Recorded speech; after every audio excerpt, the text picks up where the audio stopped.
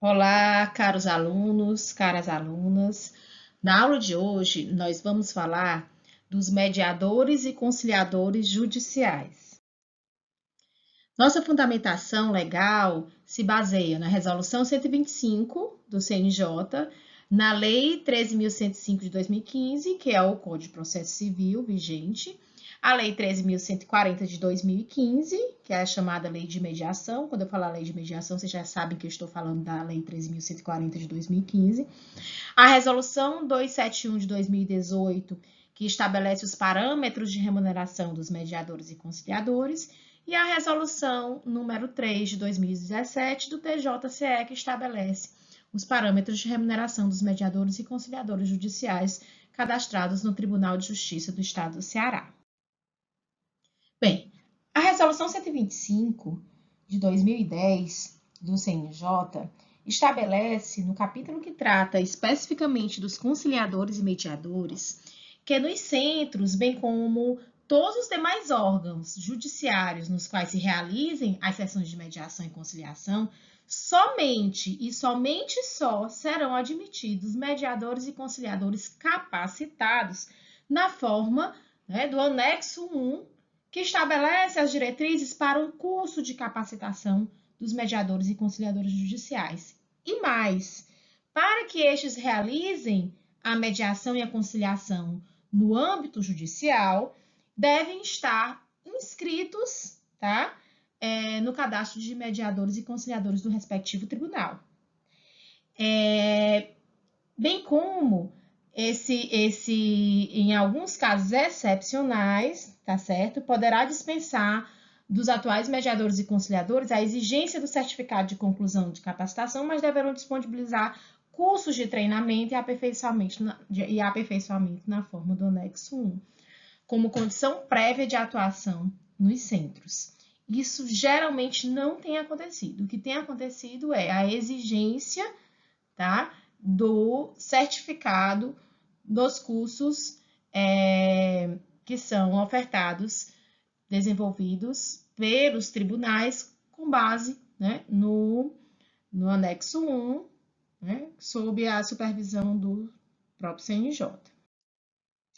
Todos os conciliadores e mediadores e outros especialistas em métodos consensuais de solução de conflitos deverão submeter-se a aperfeiçoamento permanente e a avaliação do usuário. Como é que está acontecendo hoje, por exemplo, no Sejusc Unifor? No Sejusc Unifor, a gente ainda não tem esse instrumento de avaliação dos mediandos, infelizmente, porque seria muito interessante, até para fins de pesquisa, para fins de aperfeiçoamento, de incremento das nossas práticas, esse instrumento de avaliação. Parágrafo 3º, os cursos de capacitação, treinamento e aperfeiçoamento de mediadores e conciliadores deverão observar as diretrizes curriculares estabelecidas pelo CNJ e deverão ser compostos necessariamente de estágio supervisionado. Somente deverão ser certificados mediadores e conciliadores que tiverem concluído o respectivo estágio supervisionado.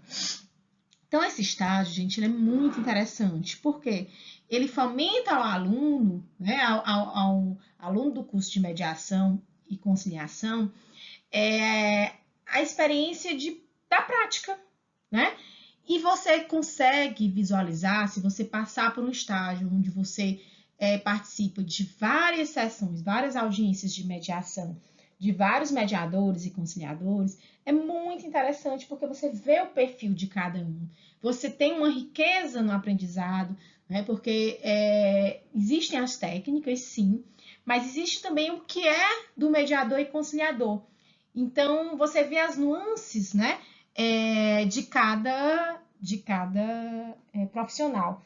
É como, vou fazer um paralelo com o professor, O professor tem conhecimento das metodologias de ensino, dos instrumentos de avaliação, mas apesar de nós termos, a mesma formação docente, na sua maioria, porque é fomentada pela própria universidade, que somos professores, que fazemos parte, cada professor tem sua forma, de ministrar a aula.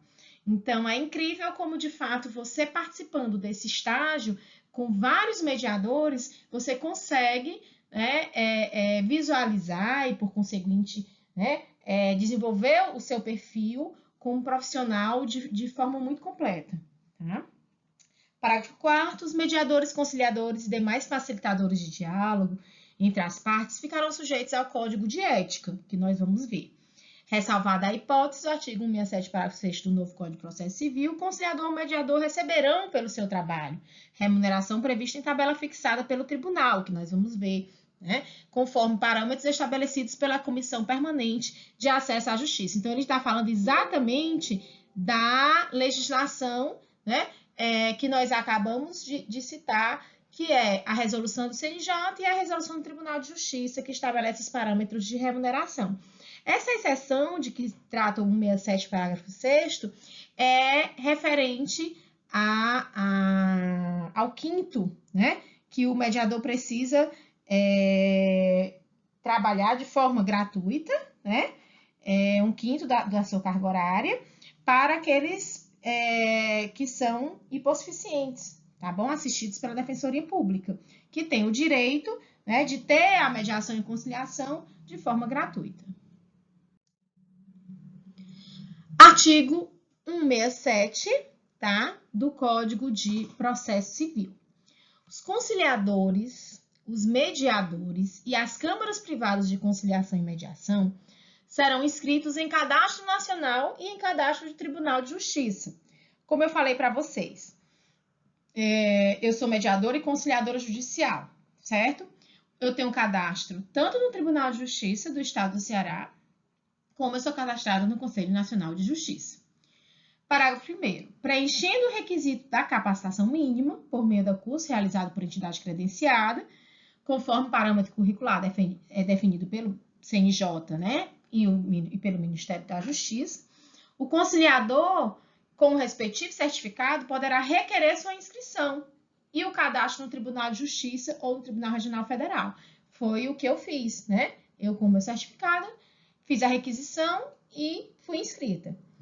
Efetivado o registro, que poderá ser precedido de concurso público, o tribunal remeterá ao diretor do foro da comarca, seção ou subseção, onde atuará o conciliador ou mediador os dados necessários para que seu nome passe a constar na respectiva lista, a ser observada na distribuição alternada e aleatória, respeitado o princípio da igualdade dentro da mesma área de atuação profissional.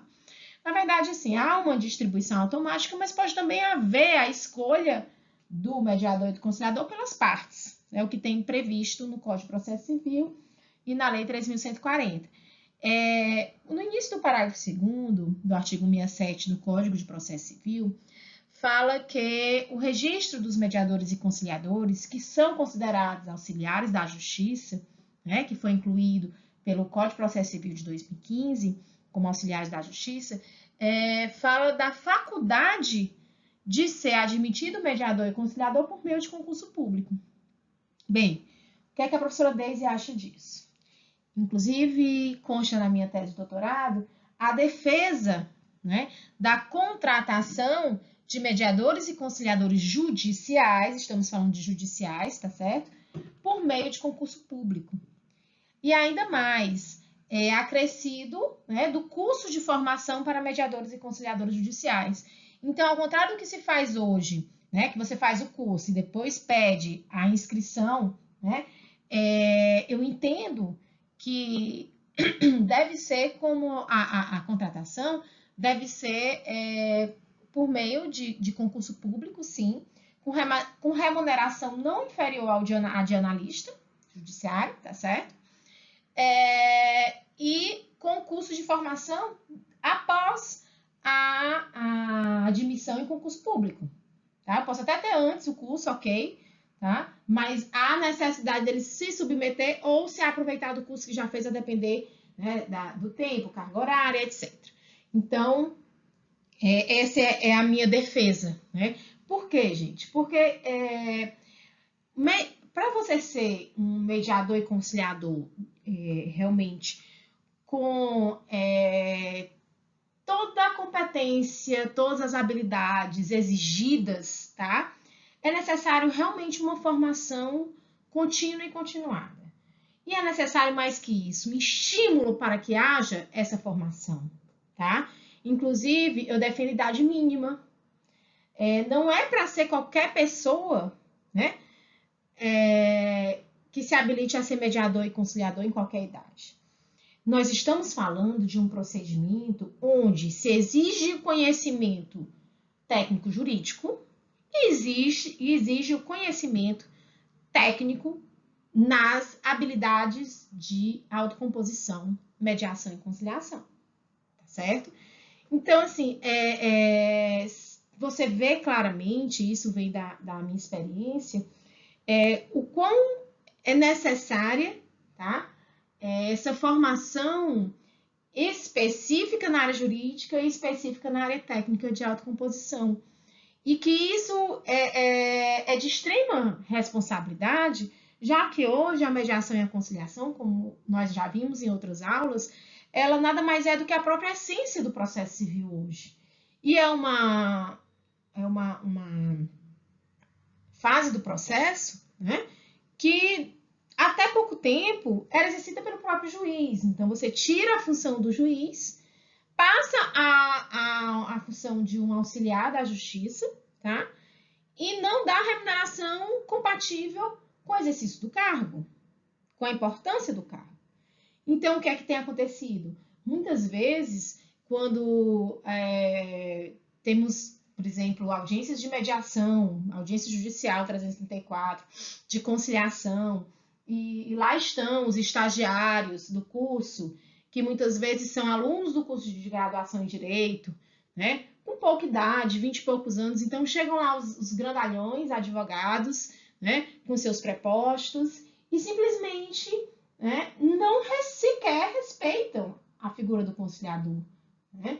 Então, isso é muito grave, e isso depõe contra o próprio instituto, né? Eu sempre defendi a inclusão da mediação e da conciliação no âmbito judicial, em contrapartida a outras pessoas que contestavam, diziam como é que vão incluir a mediação e a conciliação, que já tem êxito comprovado extrajudicialmente num terreno que a gente sabe, num ambiente que a gente sabe que está em crise, que é o Poder Judiciário. Então, vão macular, né, o Instituto da Mediação e da Conciliação, que hoje funciona muito bem e no âmbito extrajudicial. Eu sempre defendi, não, para que a gente construa a cultura do consenso, é necessário sim, né, incluir a mediação e a conciliação no âmbito judicial, a despeito de continuar, né, a mediação e a conciliação no âmbito extrajudicial. Então, eu não estou excluindo, eu estou só incluindo a mediação em outro ambiente, que é o judicial, que é o que nós estamos estudando agora.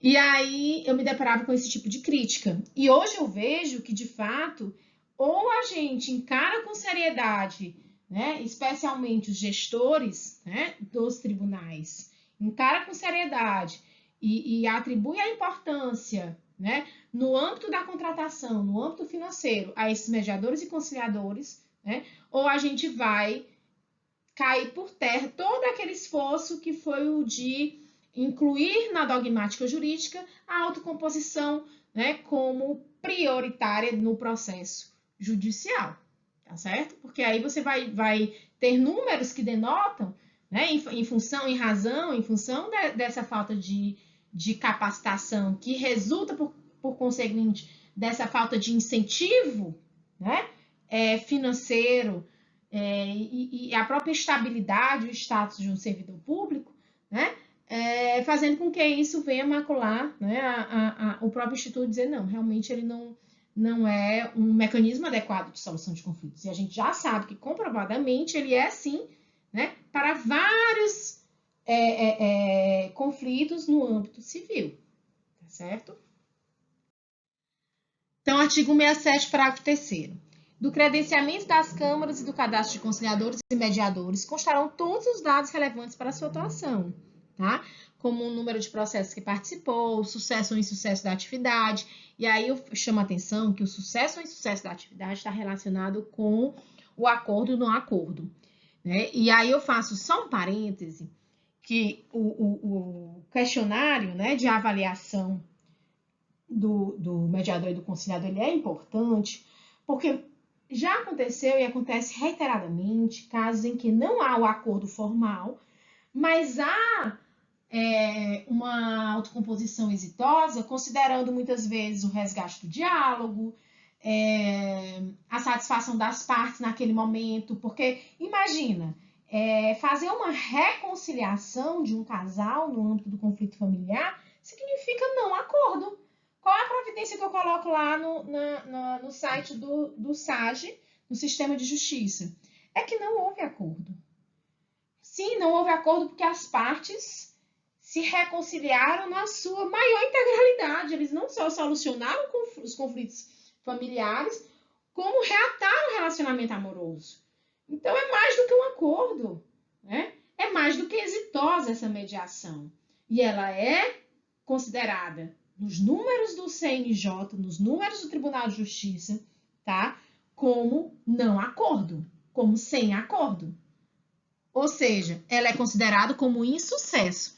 Então, assim, ainda assim, gente, é outro se, né?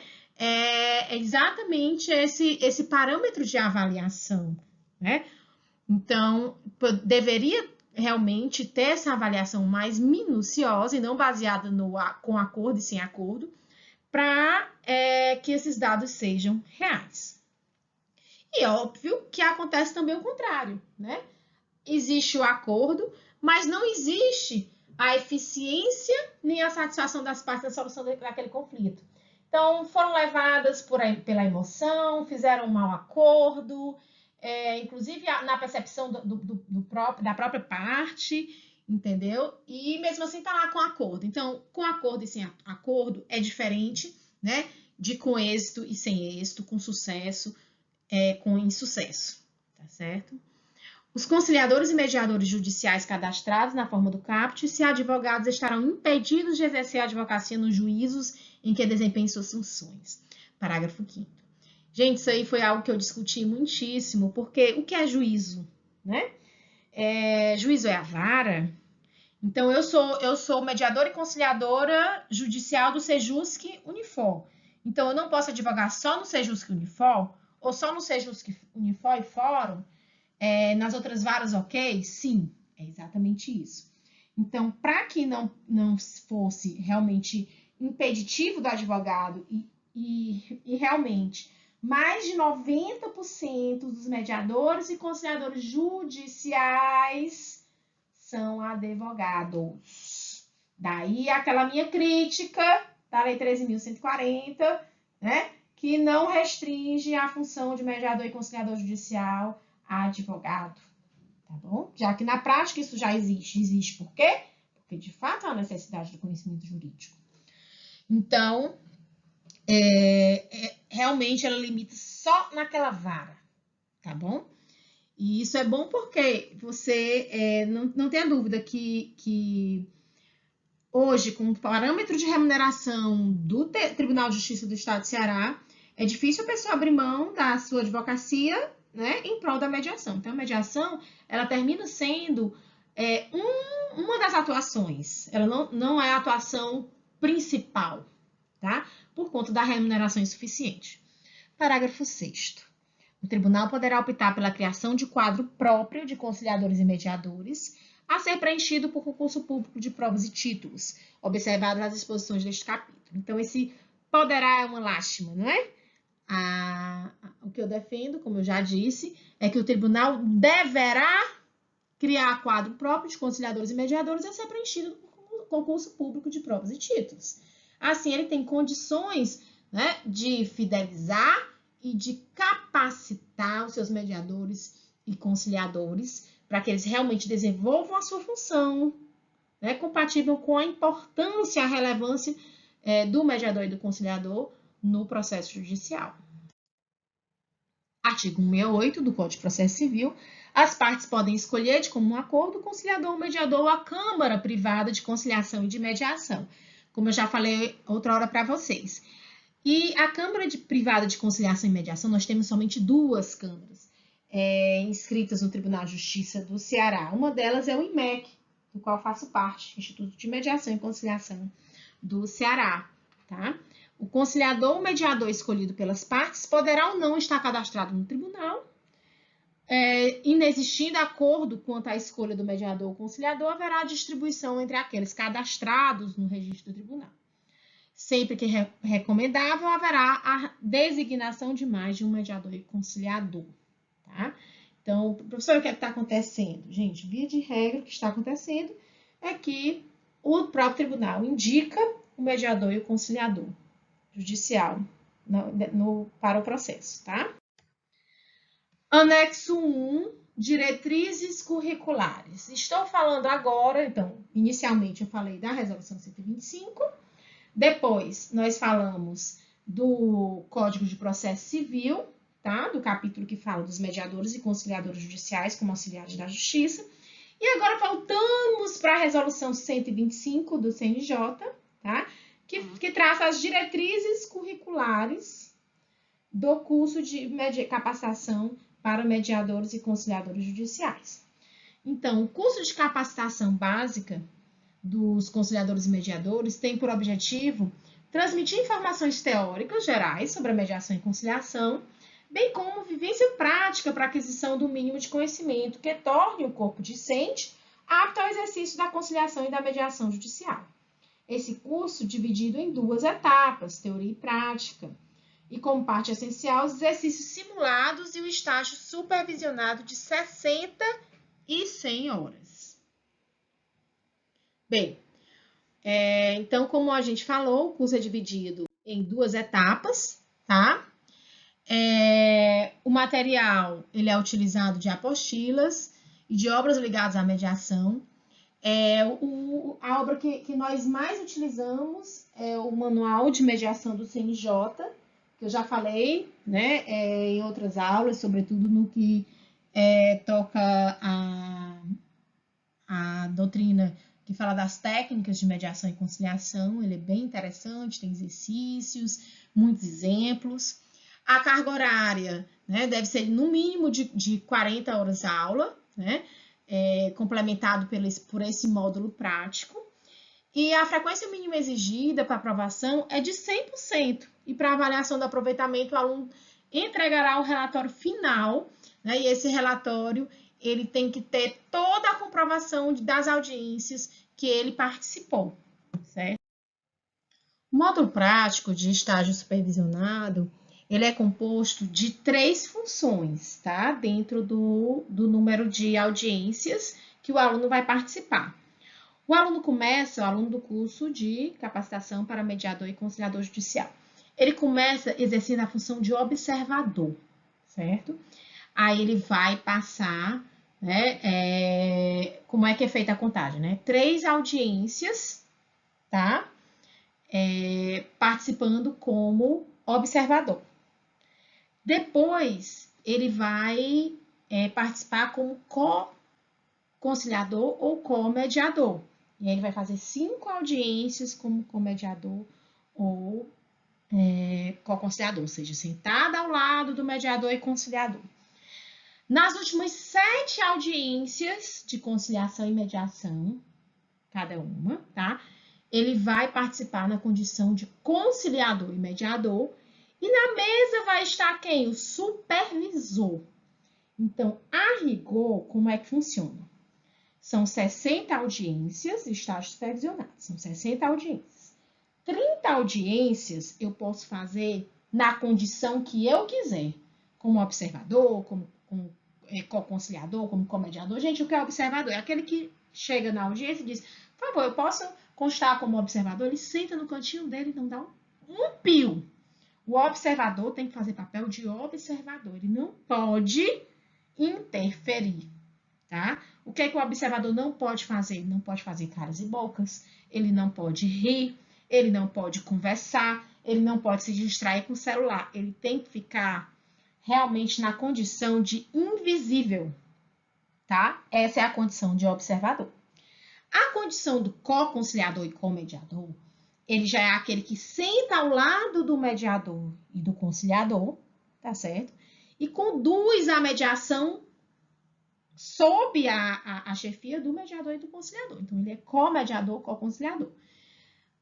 Na condição de conciliador e mediador, então, ele vai conduzir a mediação, Mas, via de regra, o supervisor, que já é o mediador e conciliador, né, credenciado, né, que já tem um curso completo de formação, já é mediador e conciliador judicial, ele está sentado ao lado do mediador e do conciliador em formação, tá? Que é o aluno, que a gente está chamando agora do curso de formação de mediador e conciliador judicial no âmbito do estágio supervisionado. Quer dizer, existe uma evolução, né, gradual, onde você começa observando, depois você passa a ser parte, né, como coparticipante, depois você vai conduzir individualmente essa mediação somente com a supervisão, né, do mediador já credenciado.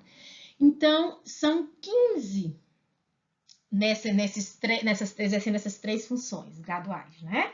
15 de mediação, 15 de conciliação, formam 30. E as outras 30, para compor as 60, você pode, né, participar de qualquer modalidade, como observador, como conciliador, como comediador. E detalhe, gente, essas 3 funções, elas têm que ter uma cronologia, uma ordem cronológica. Então, realmente, a primeira, a segunda e a terceira mediação, você tem que estar como observador. Ato contínuo, as outras 5 como ato contínuo, as outras 7 como mediador, conciliador, certo? Então, é muito rigoroso, essa ordem é rigorosa, ela não pode ser, né, transposta de jeito nenhum, ela tem que exercer nessa ordem essas 3 funções, tá? E aí, gente, ao final de cada sessão, dessas 60, vai ter um relatório do trabalho realizado, tá certo? Então, você descreve o que foi que aconteceu, inclusive como observador, você diz quais, se cada item, né, desde a etapa de apresentação, de recepção, da primeira etapa da mediação até o fechamento do acordo. Lembram daquele relatório de avaliação que nós fizemos assistindo àquela audiência de mediação lá no auditório do EPJ? Pois bem, então esse relatório que consta no final do manual de mediação do CNJ, tá certo? Do André Goma Azevedo, ele é o relatório que os alunos utilizam na prática do estágio supervisionado, certo? Carga horária do módulo prático. São 60 horas de atendimento de casos reais, como eu falei, 60 audiências. Após a entrega dos relatórios referentes a todas as sessões das quais o aluno participou e cumprido o número mínimo de horas estabelecidos no item 2.1, será emitido o certificado de conclusão do curso básico de capacitação, que é necessário para o cadastramento como mediador junto ao tribunal, no qual pretende atuar. E aí, passemos agora, após falar, né, do curso de formação de mediadores e conciliadores judiciais. Professora, me veio agora à mente, tem curso de formação para mediadores e conciliadores extrajudiciais? Meus queridos, tem os cursos de extensão, curso de especialização, como nós temos o curso de gestão de conflitos na Universidade de Fortaleza e o curso de mestrado de gestão de conflitos, né, que capacita, né, os profissionais para atuarem no âmbito extrajudicial. Então, assim, você pode fazer qualquer curso de extensão, de especialização, lato ou estricto sensu, tá? Mas ele não vai te dar uma carteirinha. A sua atuação é livre, ok? O que é que determina a sua atuação no âmbito extrajudicial como mediador e conciliador?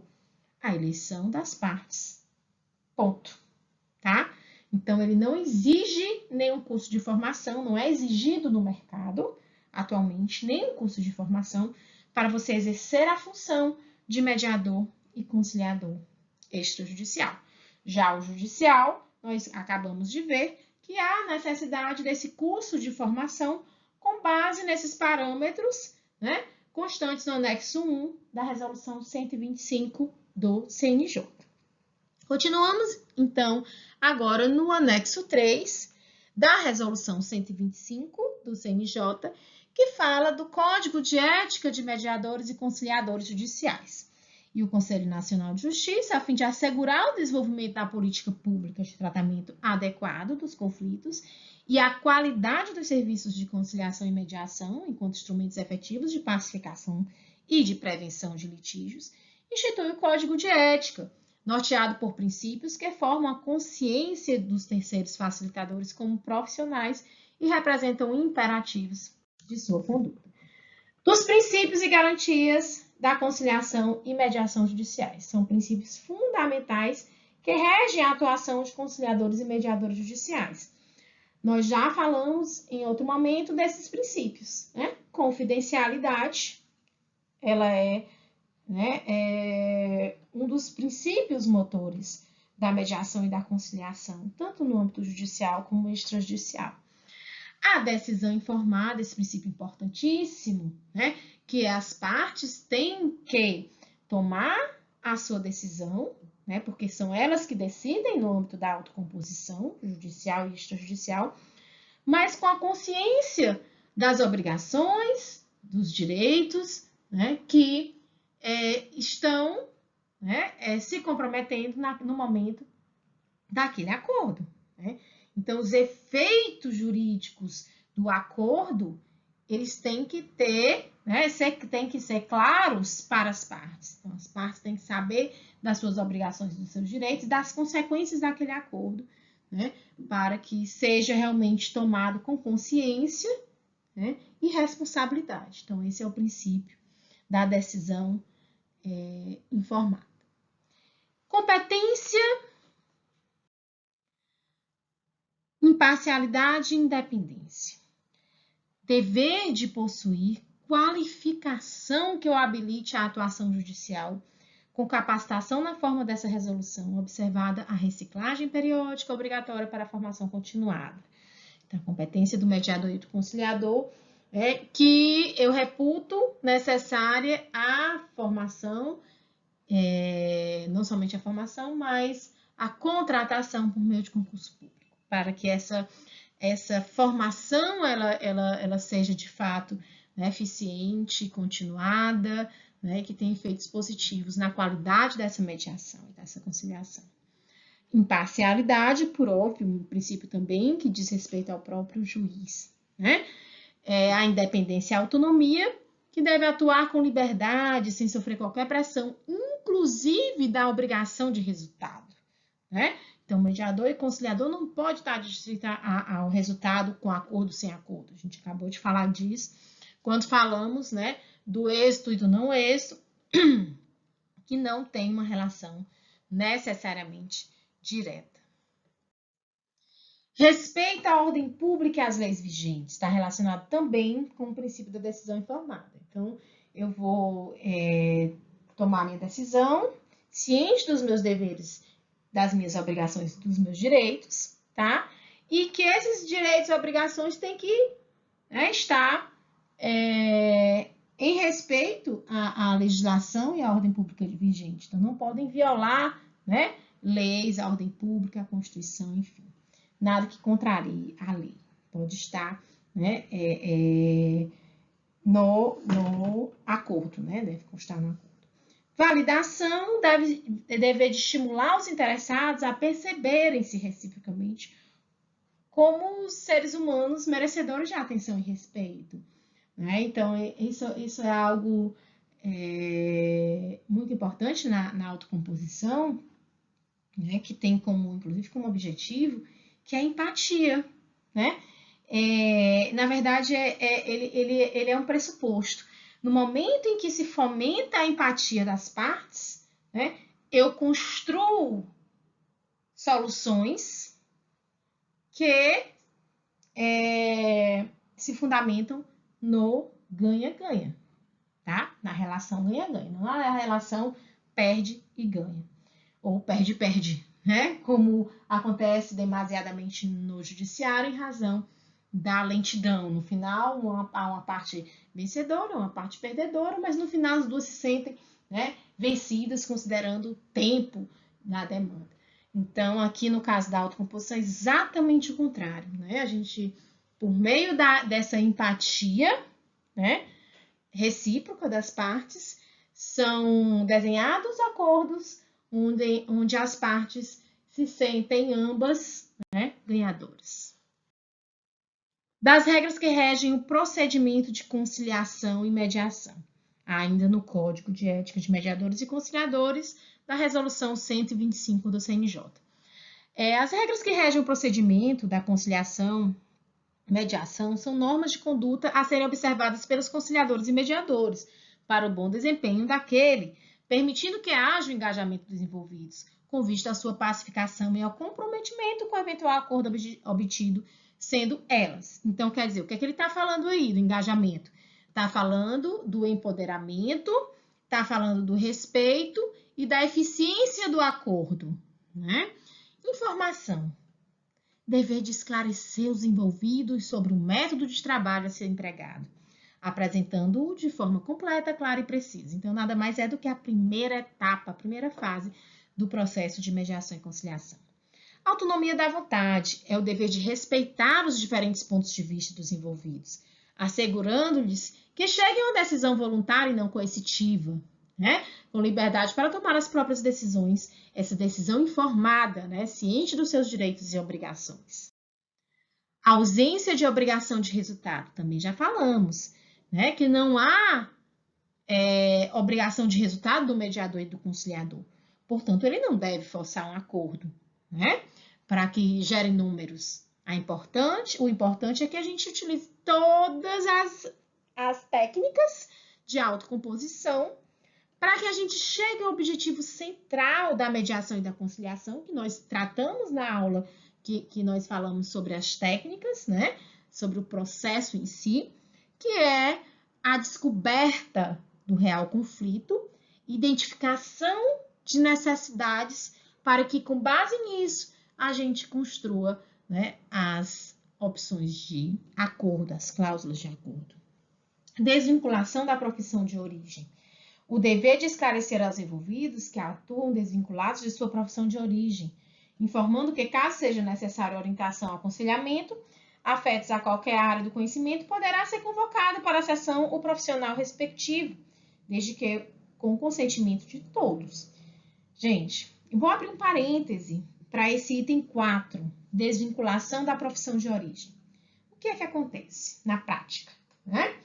Na prática acontece que muitas vezes, sobretudo nas audiências de mediação e conciliação judiciais pré-processuais, aquelas que no Tribunal de Justiça do Estado do Ceará acontecem na Defensoria Pública, na Universidade de Fortaleza e na Faculdade Farias Brito, o que acontece? As partes estão sem advogados, tá certo? E quem são os mediadores e conciliadores judiciais dos sejusques pré-processuais no âmbito da Justiça Estadual Cearense? São profissionais da área jurídica, tá? Então, o que é que acontece? Qual princípio vai prevalecer? O princípio da decisão informada, que as partes têm que estar cientes dos seus direitos e obrigações na tomada de decisão, ou a desvinculação da profissão de origem, que aí o professor do curso de Direito, o advogado, o defensor público não podem dar nenhuma orientação jurídica às partes no momento da audiência por conta desse princípio. Bem, vos digo que nesse momento, o que acontece? Você não pode fazer juízo de valor, você não pode construir ou identificar ou indicar estratégias jurídicas dentro do caso. Mas você pode dizer o que o direito diz, quais são seus direitos e obrigações, fazer um parêntese com a permissão das partes. Surgiu a dúvida, vamos lá, exemplo, a guarda. Não, doutora, a guarda é minha. O que a parte está querendo dizer com a guarda é minha? Está querendo dizer que o filho vai morar com ele ou com ela, com aquela parte que está reivindicando a guarda para si. Entretanto, eu pergunto, você está falando de guarda unilateral, de guarda compartilhada? Aí, doutora, eu quero que ele more comigo. Eu digo, como vocês querem que aconteça essa convivência do outro, né? Do outro pai, que não vai estar morando com o filho, né? Para que haja a convivência familiar, né, de ambos, pai e mãe, na vida dos filhos. Aí a gente começa a traçar. Bem, aí eu digo, eu queria explicar para vocês, se vocês me permitirem, o que é uma guarda compartilhada, o que é uma guarda unilateral. E aí eles dizem, doutor, é essa aí, é essa guarda compartilhada que a gente quer. Eu digo, pois bem, é realmente nos parâmetros que vocês estão traçando aqui, né, desse plano de convivência com os filhos, de fato, né, se coaduna com a guarda compartilhada e não com a guarda unilateral. Então, realmente, a gente precisa, muitas vezes, em algum momento, né, dar essa orientação jurídica. Para fins de quê? Dessa tomada de decisão com consciência, né? Para fins de respeitar o princípio da decisão informada, tá? Então, por mais que haja esse princípio, que não é à toa, a desvinculação da profissão de origem, ok, ela é necessária, mas muitas vezes ela tem que ser transposta para fins de respeito a outros princípios que são igualmente ou mais importantes naquele momento, tá certo? Então, como a gente não está no campo do ideal, muitas vezes, a gente não tem, né, a partes com consciência. Então, elas estão com o advogado, professor, o que é que a senhora faz? Bem, eu pergunto se cada um quer falar com o seu, né, cliente, e eles vão para uma sala, né, para que seja explicado. Eu pergunto, eu posso explicar o que é guarda compartilhada, o que é guarda unilateral? Aí, geralmente, os advogados, claro, doutora, claro, mediadora. Então, assim, não há essa formalidade, né, no momento da prática, tá? Eles são muito solícitos, via de regra, né, os advogados, eles têm participado de forma construtiva, tá certo? Das sessões. A compreensão quanto à conciliação e à mediação. O dever de assegurar que os envolvidos, ao chegarem a um acordo, compreendam perfeitamente suas disposições, que devem ser execuíveis, gerando comprometimento com seu cumprimento. Então, isso ao final, né, mais uma vez, né, a gente explica, porque eles, muitas vezes, por meio de perguntas das partes, né, quais são os direitos e obrigações gerados por aquele acordo, tá? E aí, seguindo o mesmo parâmetro que eu acabei de falar. Muitas vezes, sem advogado, a gente pede licença, explica, e eles precisam, de fato, estar informados, compreender, né, esses efeitos do acordo. Das responsabilidades e sanções do conciliador e mediador. Artigo 3º, ainda no Código de Ética. Apenas poderão exercer suas funções perante o Poder Judiciário conciliadores e mediadores devidamente capacitados e cadastrados pelos tribunais. O conciliador e mediador deve exercer sua função com lisura, respeito aos princípios desse código. E deve, preferencialmente, no início de cada sessão, proporcionar um ambiente adequado para que os advogados atendam, né, o próprio Código de Ética da OAB.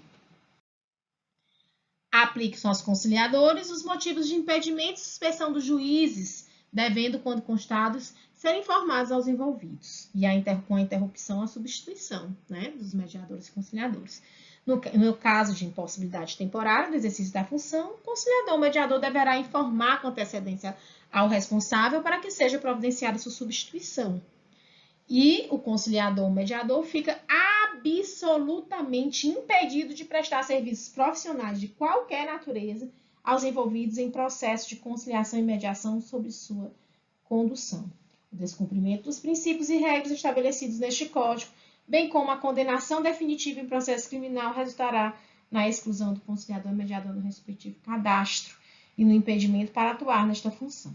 Qualquer pessoa que venha a ter conhecimento de conduta inadequada por parte do conciliador ou mediador poderá representar o juiz coordenador a fim de que sejam adotadas as providências cabíveis. E aí, nós vamos falar agora, gente, nós falamos do curso de formação dos mediadores e conciliadores, nós falamos dos padrões de ética dos mediadores e conciliadores. Agora nós vamos falar da remuneração dos mediadores e conciliadores judiciais. Já falei que defendo, né, a contratação por meio de concurso público. Entretanto, essa não é a regra, tá? E aí o Código de Processo Civil estabelece, né, que os mediadores e conciliadores receberão pelo seu trabalho que a mediação e a conciliação pode ser realizada como trabalho voluntário, observada a legislação pertinente, e que os tribunais determinarão o percentual de audiências não remuneradas que deverão ser suportadas pelas câmaras privadas, né, e pelos mediadores e conciliadores, aos que são deferidos, né, as partes que são deferidas, a gratuidade da justiça como contrapartida do seu credenciamento. Isso quer dizer o quê? Que você, para ser aceito como mediador e conciliador judicial credenciado do tribunal, você tem que se disponibilizar a prestar uma porcentagem do seu trabalho de maneira gratuita, tá? Que eu já vos digo que é de 20% do seu trabalho. O CNJ definiu parâmetros para o pagamento de mediador e conciliador. E aí, para tanto, isso aí é uma figura, como está descrito aí, constante no site do Conselho Nacional de Justiça, tá aí a fonte, né? Então, ele estabeleceu os níveis remuneratórios para mediadores e conciliadores judiciais. E essas são as faixas, né? O voluntário, que não é remuneração, o nível básico de remuneração, nível intermediário, nível avançado, nível extraordinário. E aí tem a notícia, né? Do Tribunal de Justiça do Ceará, que aprovou a resolução sobre a remuneração de mediadores e conciliadores. Então, é aprovada a resolução, né, do Tribunal de Justiça em 6 de abril de 2017. Da remuneração dos mediadores e conciliadores judiciais, resolução 3 do Tribunal de Justiça do Estado do Ceará. A quantia custeada pelo Tribunal de Justiça será equivalente a 15 vezes o valor da unidade de referência fiscal, ficando o total mensal limitado a 20 horas mensais, ou seja, a remuneração máxima do mediador e conciliador judicial é de R$ 1.346. Ainda conforme a resolução, para cada 5 horas remuneradas, o conciliador deverá prestar 1 hora de trabalho voluntário, tá? E da remuneração dos mediadores e conciliadores judiciais. Deverão ser designadas para audiência de conciliação e mediação, processos que sejam parte, pessoas beneficiadas da justiça gratuita, prioritariamente conciliadores e mediadores que atuam de forma voluntária. Os que estejam em processo de formação, os servidores efetivos ou os comissionados. Na hipótese de número insuficiente de profissionais, o Poder Judiciário custeará a remuneração dos conciliadores e mediadores judiciais. Isso para os beneficiários da justiça gratuita. Ok? Os valores definidos no caput deste artigo independem do patamar remuneratório. Para a apuração do valor a ser pago ao profissional, somente será computada a carga horária relativa à audiência efetivamente realizada, sendo indiferente se houver ou não houver o acordo, tá? Na do valor definido em função de aspectos extraordinários da causa, como, por exemplo, número de litigantes, valor da causa, então isso independe, não interfere na remuneração, ok? E aqui nós temos a tabela de remuneração do Conselho Nacional de Justiça. Pela tabela de remuneração, me parece até razoável, né? Quando a gente multiplica e detalhe, tem que multiplicar no máximo por 20. Lembrem, né? Então, o mediador e conciliador pode fazer no máximo 20 horas, tá? De audiência. Professor, geralmente acontece como? As audiências, elas de mediação, têm 40 minutos. Então, considerando a preparação, então conta-se basicamente uma audiência, 1 hora, tá? Isso acontece no Tribunal de Justiça do Estado do Ceará. Então, você vê aí a tabela, tá? Dividido em patamares de remuneração. No Tribunal de Justiça do Ceará, eles não dividem nesses patamares, eles indicaram um valor específico e ponto final, tá? Já no CNJ, ele indica o patamar básico, que é o que vocês têm aí, o patamar, o nível de remuneração 2, né? Que já triplica o valor, tá? Aí nós passamos para o nível 3, que já duplica o valor do 2. E o patamar extraordinário, que aí é uma hora negociado diretamente com o mediador, independente do valor da causa, tá? Das câmaras privadas de conciliação e mediação. As câmaras privadas, isso aí é lá da resolução 125 do CNJ, para que possam realizar sessões de mediação conciliação incidentais ao processo judicial, devem ser cadastradas no tribunal, tá? E o cadastramento é facultativo para a realização de sessões de mediação e conciliação pré-processuais, aí não é obrigatório. Os tribunais determinarão o percentual de audiências não remuneradas, né, que deverão ser suportadas. No caso, a gente já viu, para cada 5, uma.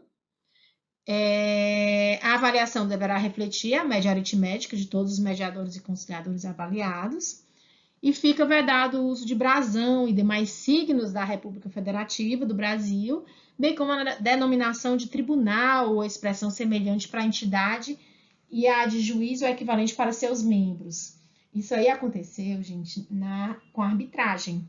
O que aconteceu com a arbitragem? O CNJ também proferiu uma resolução específica dizendo que era proibido às instituições de arbitragem, mediação e arbitragem extrajudiciais, utilizarem brasões e nomes de tribunais, porque foi o que aconteceu na época do boom dos meios alternativos de solução de conflitos, mediação e arbitragem, tá? E aí eles tinham no curso de formação, e ao curso de formação para entregar certificado, com beca, carteirinha com brasão da República, e as pessoas começaram, obviamente, né, é bem maquiavélico, quem tem o poder tende dele a abusar, e aí começaram os árbitros a utilizar, né, o seu título, né, para fins, né, que não eram do exercício de sua função. E aí, por isso, ficou proibido. E aí, por óbvio que já foi repetido aqui na mediação e conciliação judicial, né, esse impedimento para evitar os abusos. Bem, eu espero ter sido clara, né, na matéria que tratou da função de mediador e de conciliador, né, especialmente tratando da sua formação, tá, e remuneração e atuação. Saudações acadêmicas e até a próxima aula.